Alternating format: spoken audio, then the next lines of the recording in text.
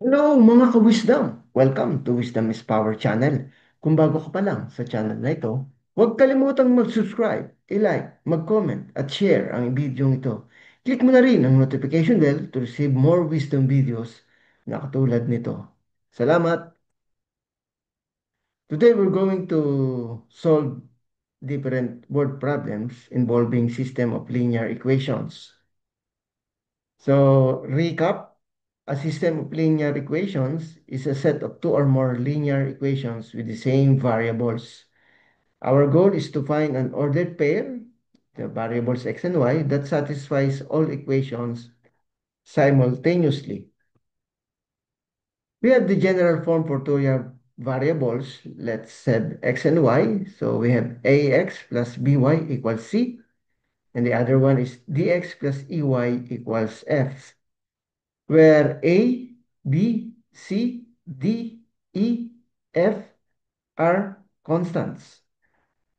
So we have example of 2x plus 3y equals 10, 4x plus 5y equals 18.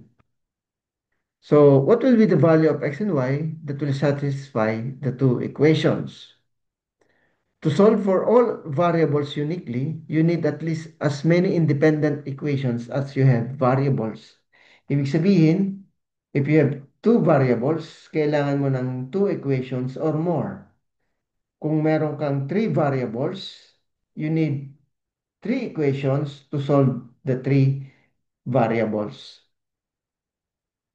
So we have here the illustrative example of 2x plus 3y equals 10. And the equation 2 is 4x plus 5y equals 18.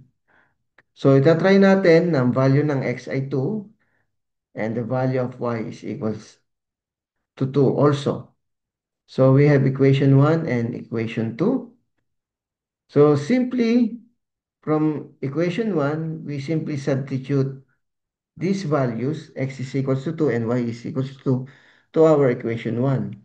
So that will become 2 multiplied by 2 plus 3 times 2 equals 10. So 2 times 2 is 4 and 3 times 2 is 6. So 4 plus 6 equals 10. So the left side is 10 and the right side is also 10. From equation 2, we will substitute also these values to our variable. So that is simply 4 times 2 plus 5 times 2 equals 18. So 4 times 2 is 8 and 5 times 2 is 10. So 8 plus 10 is 18 is equals to 18. So what does it mean? It means that our guess is correct. Pero hindi naman pwede lagi tayong manghuhula. So we have different methods of solving system of linear equations. We have graphical method, the substitution method, the elimination method, and the matrix method. So today, mag-encounter tayo ng mga word problems. Ibig sabihin, mga word problem siya, i-convert natin siya sa equation. So, pwede tayong gumamit ng, pag naka-create na tayong system of linear equations, halimbawa tayo may equation 1 at equation 2, pwede na tayong gumamit ng different methods. Pwede tayong gumamit ng substitution or elimination method.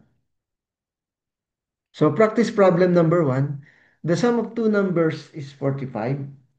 The larger number is 3 more than twice the smaller. Find the numbers. So, let x is equals to the larger number. So, y is the smaller number. So, meron dalawang numbers na pinapahanap sa atin. Yung isa larger number at isa smaller number.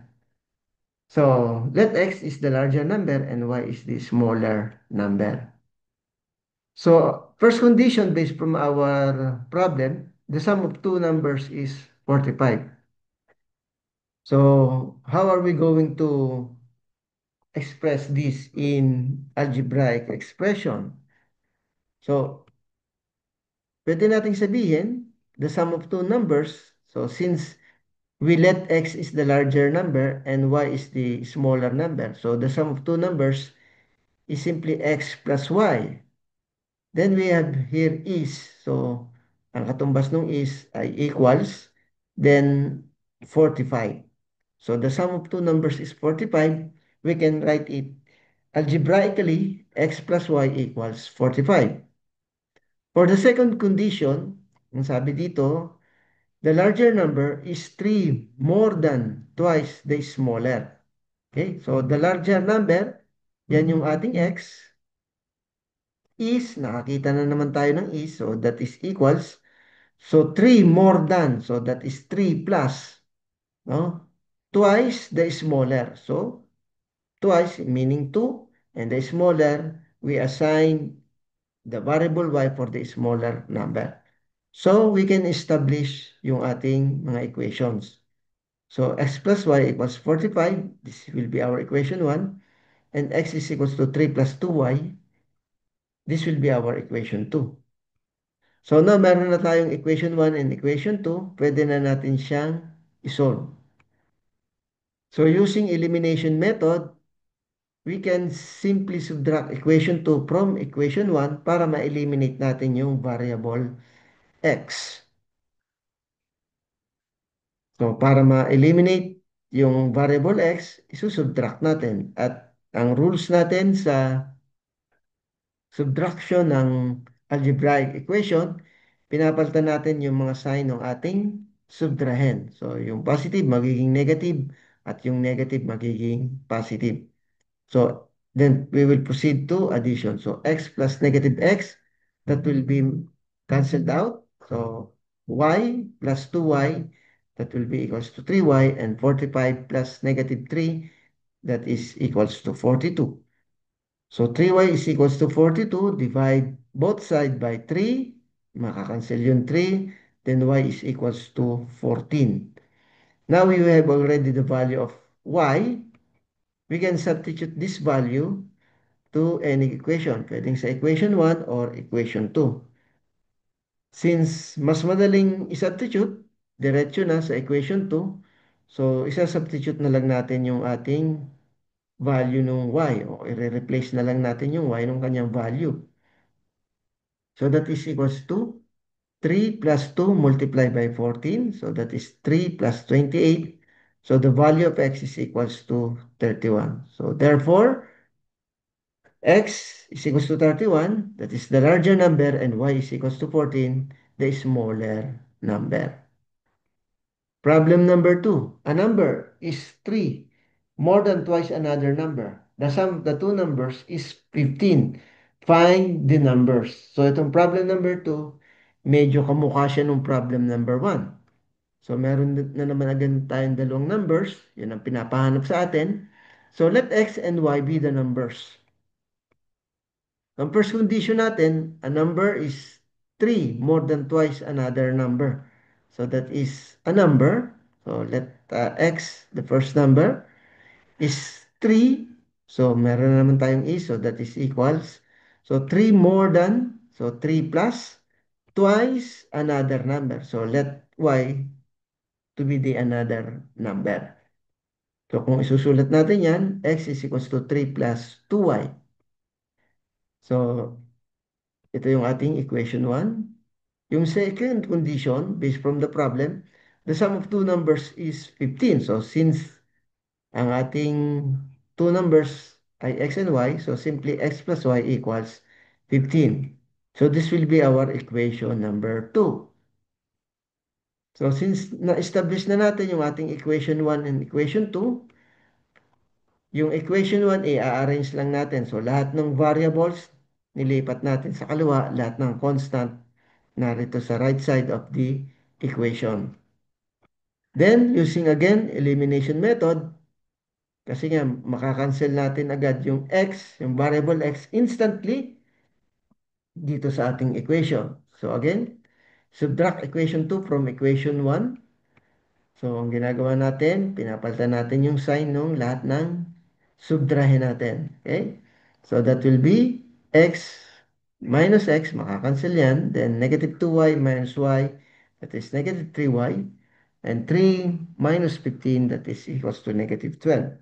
So, negative 3y equals negative 12 divided by both side by negative 3. Then, y is simply equals to 4. Now we have already the value of y. we can simply substitute this value to any of the equation. Pwedeng equation 1, pwedeng equation 2. So obviously, mas madali siyang i-insert sa equation 1. So x is equals to 3 plus 2 multiplied by 4. That is the value of our y. So x is equals to 3 plus 8. So the value of x is equals to 11. So therefore, the value of x is equals to 11 and y is equals to 4. So problem number 2, but this time we're going to use substitution method. So we already established our equations. So we have equation 1 and equation 2. So substitute equation 1 to equation 2. Ang ating equation 1, yung 3 plus 2y, shoot daw natin dun sa ating equation 2, no? Dito sa x. So ang mangyayari nito sa ating equation, 3 plus 2y plus y equals 15. Dahil yung x ng equation 2, pinalitan na natin ang value ng equation 1 na 3 plus 2y. So simplifying, that is 3y. Lipat sa kabila yung constant na positive 3, then it will become negative 3. So 3y equals 12. So to solve for the value of y, so simply divide both side by 3. Makakancel yung 3 natin. Y is equals to 4. Then substitute this value to any of these equations. So again, mas madali siyang i-substitute sa equation 1. So x is equals to 3 plus 2 times 4. So that is x is equals to 3 plus 8. So x is equals to 11. So again, the same value. It's either elimination method or substitution method ang ating ginamit. X is equals to 4 and still x is equals to 11 and y is equals to 4. Practice problem number 3. Lebron bought 5 pencils and 3 ballpens for 85 pesos. If each pencil costs 5 pesos, how much does each ballpen cost? So, narito si Lebron, ano? Meron siyang biniling lapis at ballpen. So, yung lahat ng binili niya, yung 5 lapis at 3 ballpen, nagkakalaga siya ng 85 pesos. Yung isang lapis ay 5 piso ang isa. At lahat ng nabili niya, pag pinagsama yung lapis at ballpen, 85 pesos. So, ang tinatanong sa atin, magkano daw yung ballpen? No? Kasi yung lapis lang ang sinabi rito, ang presyo ng lapis, which is 5 pesos. So, let y is the price of each ballpen. So, if we're going to equate that, so practically, yung number ng pencil, i-multiply natin sa kanyang presyo. Plus, yung number of ballpen, i-multiply natin dun sa kanyang presyo na still unknown. So, ang total ng ating binili, it should be equals to 85 pesos. So, simplifying, that is 25 pesos plus 3y equals 85. So, lipat sa kabila ang mga constant sa right side of the equation. So, 3y is equals to 60 pesos. So, divide both side by 3 and y will become 20 pesos. So, ibig sabihin, isang piraso ng ballpen ay 20 pesos or 20 pesos. Okay? So, kaya 3 ballpen ay di 60 pesos at 5 pencil na tigli 5, no? So, 5 na 5, so 25 pesos at 3 20, so 60. So, 25 pesos plus 60, that is equals to 85 pesos. Okay, practice problem number 4. A basket contains apples and oranges.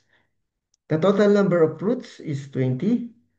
If the apples are 4 more than the oranges, how many apples and oranges are there? So, simple lang siya, no? So, ilan daw yung bilang ng apples at ilan daw yung bilang ng oranges. So, ang ating first condition, the total number of fruits is 20. So, pag pinagsama natin yung apples and oranges dun sa basket, pag binilang natin sila, 20 lahat sila. No? So, x plus y is equals to 20. Then, apples are 4 more than the oranges. So, lamang daw ng 4 yung apples sa oranges. So, ibig sabihin, x is equals to 4 plus y. So, This will be our equation 1 and equation 2. Na-establish na natin. Then, i-arrange lang natin yung equation 2. Lahat ng variables nasa left side, lahat ng constant nasa right side of the equation. So, using elimination method, we subtract equation 2 from equation 1 para instantly ma-eliminate na agad natin yung x variable. No? So, if we're going to uh, add, so x minus x, makakancel yan. Then y plus y, that will become 2y. So 20 minus 4 is 16. So 2y equals 16. Divide both side by 2. So y is equals to 8. So meron na tayong value for y which is equals to 8. So substitute this value to any of these equations. So gamitin natin yung equation 2. So, insert lang natin yung value ng ating y.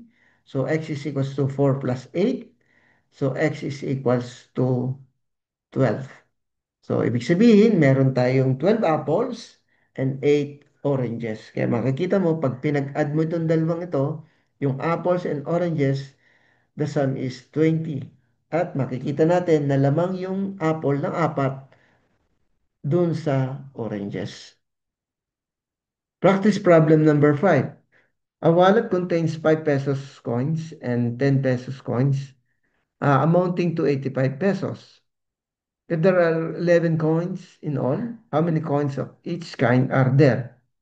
So, meron daw pitaka, magkasama yung 5 piso at 10 piso. So, ang total ng 5 piso at 10 piso ay 85 pesos.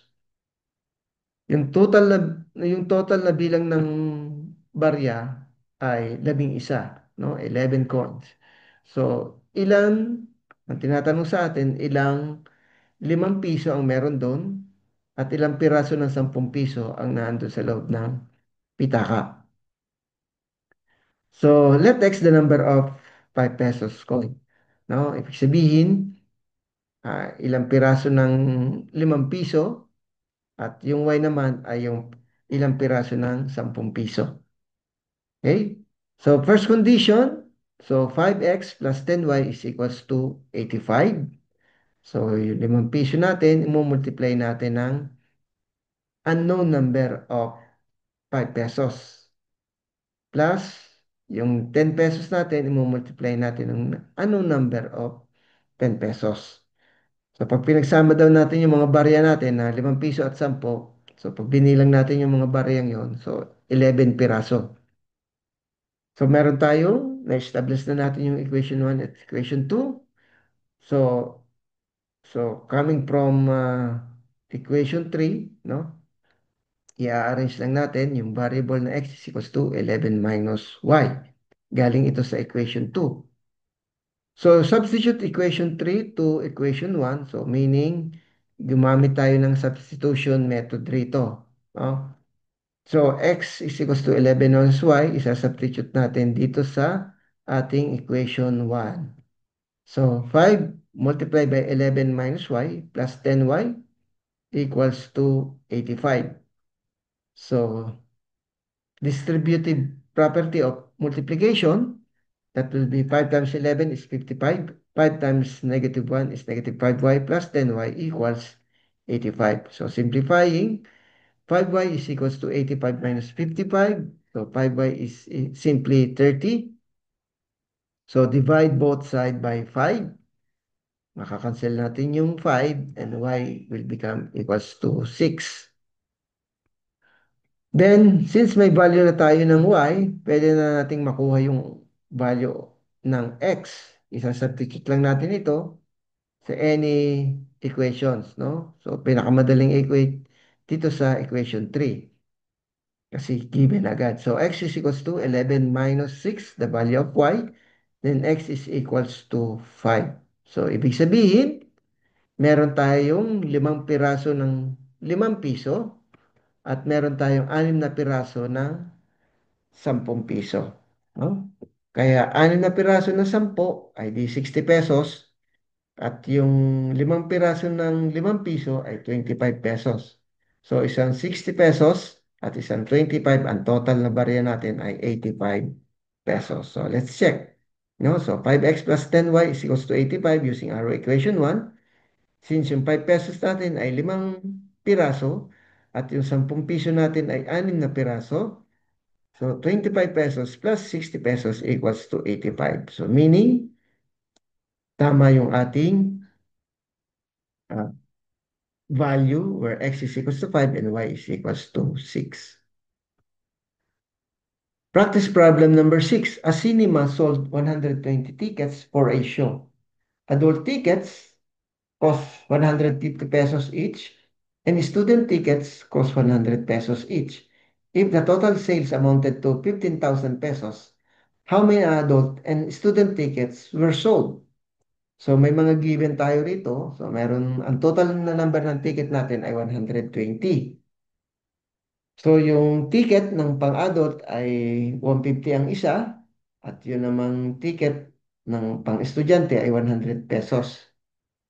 So, ang total na nabenta ng ticket na 120 ay 15,000. So, we are asked to solve for the number of adult tickets and the number of student tickets. So, let x is equals to the number of adult tickets and y is equals to the number of student tickets. So, first condition, so lahat ng total, ang total ng lahat ng ticket natin, yung mga adults at student tickets, pag pinagsama-sama, 120 tickets. So, ang second condition natin, so 150 pesos yung ating pang-adult ticket. So, i-multiply natin ito dun sa unknown number of adult tickets. At yung 100 pesos, i-multiply naman natin ng the unknown number of student tickets. So, ang total niyan, 15,000 pesos. So, ngayon na-establish na natin yung ating equations. Pwede na natin siyang solve. So, using substitution method, so, x is equals to 120 minus y. So, tawagin natin itong equation 3. So, isa-substitute natin itong value na to sa equation 2. So, yung x is equals to 120 minus y. Yan yung equation 3 natin. Isa-substitute natin dun sa x, no? Equation 2 dito, no? So, 150 multiplied by 120 minus y plus 100y equals 15,000. So simplifying using distributive property of multiplication. So 150 times 120 is 18,000. 150 multiplied by negative y is 150 multiplied by negative y is equals to negative 150y plus 100y equals 15,000. Then simplifying lahat ng variables to the left side of the equation, all constants pupunta sa right side of equation. So, negative 150y plus 100y is simply negative 50y. That is equals to negative 3,000. So, divide both sides by negative 50. So, the value of y is equals to 60. So, again, meron na tayong value ng y. Pwede na natin i-substitute dito sa equation 3. So x is equals to 120 minus y. So the value of y is 60. So simply x is equals to 60 also. Therefore, ang bilang ng adult tickets is 60 and the number of student tickets is also 60. Okay? So pag i-add mo yung lahat, 120. Okay? Kaya yung 60 adult tickets, pag multiply mo ng 150 pesos, that is 9,000 pesos. At yung 60 student tickets, pag i-multiply mo yan ng 100, that will be equals to 6,000. So 9,000 ang napagbentahan sa adult tickets at 6,000 naman sa student tickets. So total na sales natin ay 15,000 pesos. Practice problem number 7. A bakery sold 250 breads in one day. A piece of pandesal costs 10 pesos and a piece of ensaymada costs 15 pesos also. If the bakery earned 3,250 that day, how many pandesals and ensaimadas were sold? So, simpleng-simple siya, no? So, yung ating bakery, merong 250 na tinapay sa isang araw. So, ang presyo ng pandesal, 10 pesos. Ang presyo ng ensaymada, 15 pesos. Kung ang buong napagbintahan ay 3,250, so ilan daw pandesal at ilang ensaymada ang nabenta? Okay? So, basta ang total ng ensaymada at pandesal ay 250 piraso. So, first condition, pag pinagsama natin yung pandesal at ensaymada, 250 piraso yon, no? At of course, the second condition, dahil 10 piso ang isang pandesal, multiplied natin sa number of pandesals. Plus 15 pesos ang presyo ng ensaymada, i-multiply natin siya sa number of ensaymada. So, ang total niyan, 3,250. So, na-establish na natin ang ating equation 1 and equation 2. So, using substitution method again, so x is equals to 250 minus y from equation 1. So, tawagin natin itong equation 3 at isa-substitute natin ito sa equation 2. So, yung 250 minus y, isushoot natin dun sa x ng equation 2. So, that will become 10 times 250 minus y plus 15y equals 3,250. Then multiply natin, yung 10 times 250 is 2,500. 10 times negative y is negative 10y plus 15y equals 3,250. So negative 10y plus 15y, so lahat ng variables sa left side, lahat ng constant sa right side of the equations. So that is simply 5y is equals to 750. So divide both sides by 5. So y will become 150. So, since nakakuha na tayo ng value ng ating y na 150, pwede na nating masolve din yung value of x. Just simply substitute to any of these equations. So, mas madali na i-substitute siya sa equation number 3. So, x is equals to 250 minus 150. So, x is equals to 100. So, meron na tayong value ng y, meron na rin tayong value ng x. So, therefore, ang total na pandesal natin ay 100 at yung total ng ensaymada natin ay 150. So kaya pag pinagsama mo yung pandesal at ensaymada, 250 piraso yan, no? Kaya yung 150 ay yung pandesal natin na 100, no? Na 10 pesos ay di 1,000 yon. So lahat, no? So yung ensaymada naman, yung 150, multiply mo ng 15 pesos, that is 2,250. So, 2,250 plus 1,000 pesos na pandesal, that is 3,250 pesos. Lahat ng nabenta, tinapay. So, that's all mga ka-wisdom. Again, kung bago ko pa lang sa channel na ito, huwag kalimutang mag-subscribe, i-like, mag-comment, at i-share ang video ito. Click mo na rin ang notification bell to receive more wisdom videos na katulad nito. Salamat!